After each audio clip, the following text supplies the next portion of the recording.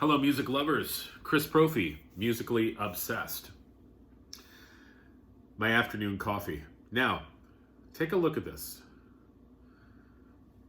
I was just drinking from this mug and I said, ooh, that kind of looks like Robert Smith of The Cure.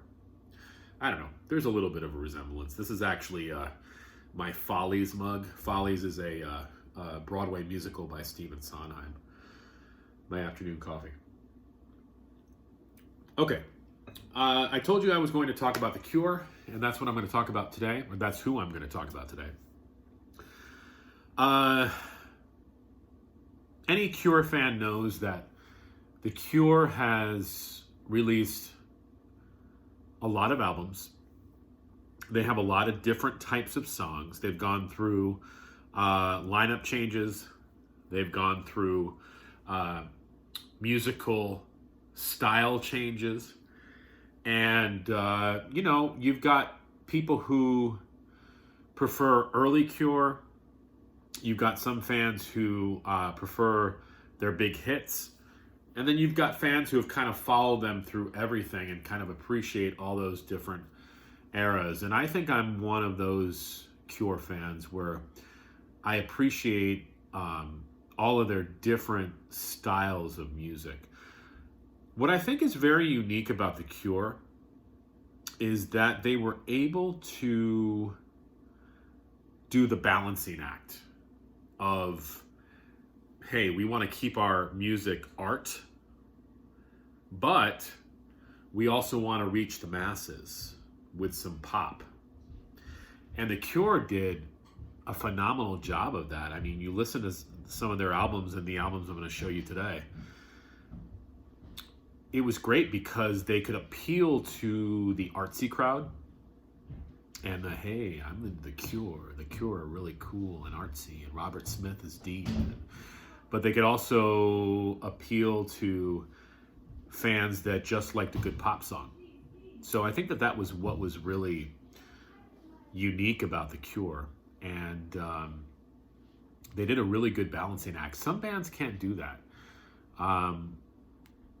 But The Cure did a really good job with that. So the albums I'm going to show you today, I'm not telling you that they're the best Cure albums. I'm just telling you that they are the albums that I tend to go back to. And looking at them right now, I probably would say that these are the most popular Cure albums, sales-wise, and,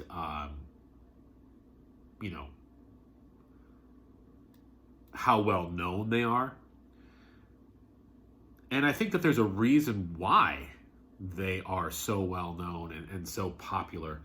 And again, I'm not saying that these are the best Cure albums. I'm just saying that these are the albums that I tend to go back to. So, the first one is Kiss Me, Kiss Me, Kiss Me. I remember when I was 16 years old, I got this on cassette, and it blew me away. Now, I was listening to it yesterday in the car, and I had the same feelings. It blew me away. There's just something about this album, and a couple of the other albums that follow, where I think The Cure finally found their sound, and they found that perfect balance of the art, the artistic side of their music, almost poetry and painting set to music, but also the pop, like, hey, let's get a song on the radio and let's have it a big hit. Perfect example, you've got the song Just Like Heaven, which is and was and still is a huge Cure song. Even people who don't like The Cure or don't even know who The Cure is, they know that song. The first time you would ever hear that song, you'd probably say, yeah, this is a really good song. It's just so well written. It's just so radio friendly. They also had a lot of other good pop on here as well. Why Can't I Be You? And Hot, Hot, Hot. And the song Catch. All great, pop songs. But then you've got the artsy side as well. The Snake Pit and One More Time, Fight. So again, I feel like this was the album where everything started to really come together for The Cure. Finding their sound, finding that perfect balance of art versus pop sensibilities. And it worked. And again, this is why this is such a popular album. The next album, and I'm going in order here. I told you these are the most popular. Not the best, maybe, but there's a reason that they sold so many copies, and there's a reason why there are so many songs in here that The Cure still play. Disintegration. Could be, if we're going to talk about perfect albums, this should be in that list. I don't think we realize as music listeners how many bands that we listen to nowadays that were probably influenced by The Cure and maybe by this album in particular. I'm thinking of a band called AFI. They're a punk band. It stands for A Fire Inside. And Davey Havok, the lead singer, has gone on record saying, yeah, he's a big Cure fan. And yes, The Cure have influenced their music. The whole goth look, the whole goth sound, that dark pop sensibility. Hey, The Cure were doing it. I consider this a rainy day album. There's certain albums that you can put on and you say, you know what? It should be raining outside. That's what this album makes me think of. The whole production of it, it's just sort of like you're sitting in a cloud and you've got a cloud all around you as you're listening to this album. There are songs on this album that, while I'm listening to them in the car, I have to actually pull over because they're very moving. One song in particular, the song Pictures of You. There's just something about that song. The way Robert Smith sings it, the structure of the song, the production, the lyrical content.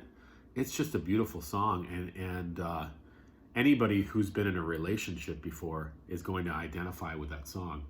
The song Love Song. Again, is it played a lot? Yeah, but you know what? It's a beautiful song.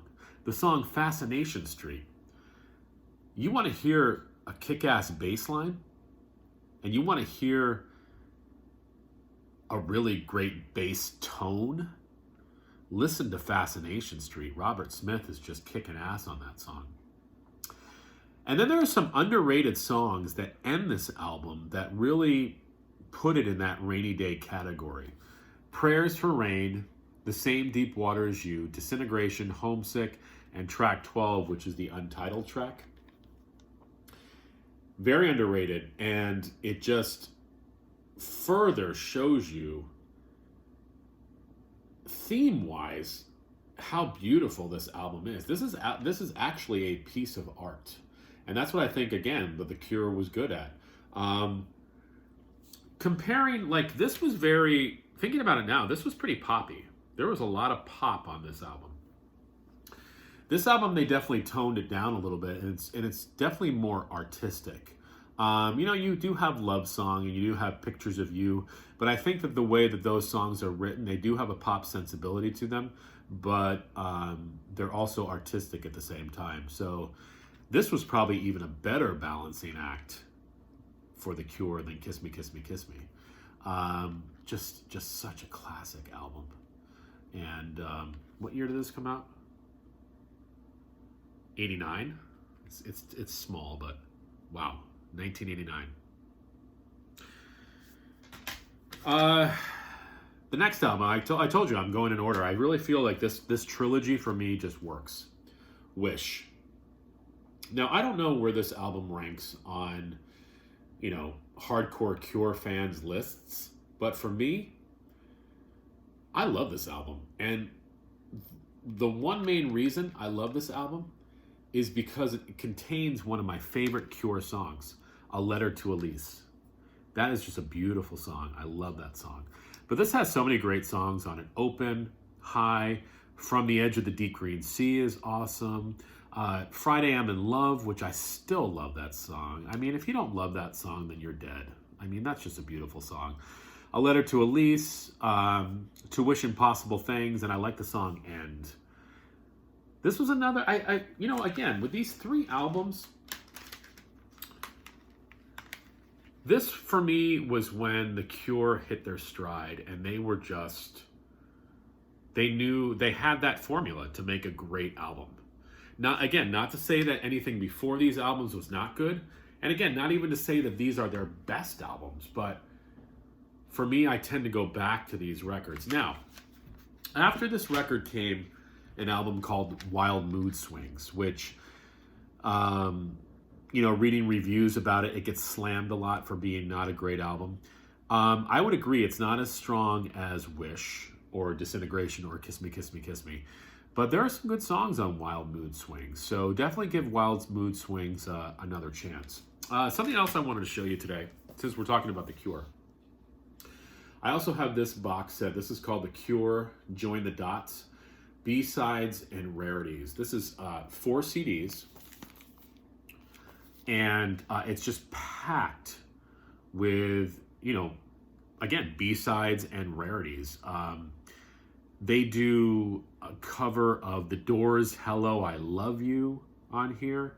There's different versions of, different remixes of songs. They do a remix of Hey You, a remix of Icing Sugar. There's some B-sides to their earlier songs, like 10:15 Saturday Night was the B-side of Killing an Arab. Plastic Passion, which was the B-side, The Boys Don't Cry. The Dream, which was the B-side of The Walk. So many things on here. They do a version of Purple Haze, Jimi Hendrix. What else? Oh, there's some stuff. There's some B-sides to songs on Wild Mood Swings. They do a B-side to the song Mint Car. And what I think is cool is this is broken up by years. CD 1 is 1978 to 1987. CD 2 is 1987 to 1992. CD 3, 1992 to 1996. And CD 4, 1996 to 2001. It's housed in nice plastic cases. 2 CDs in the front, 2 CDs in the back. And it comes with a book with the history of The Cure and nice color photographs. Lots of photographs I have never seen before, actually, which is pretty cool. And just a great history of the band, showing you, all their different incarnations and different costumes and different hairdos. And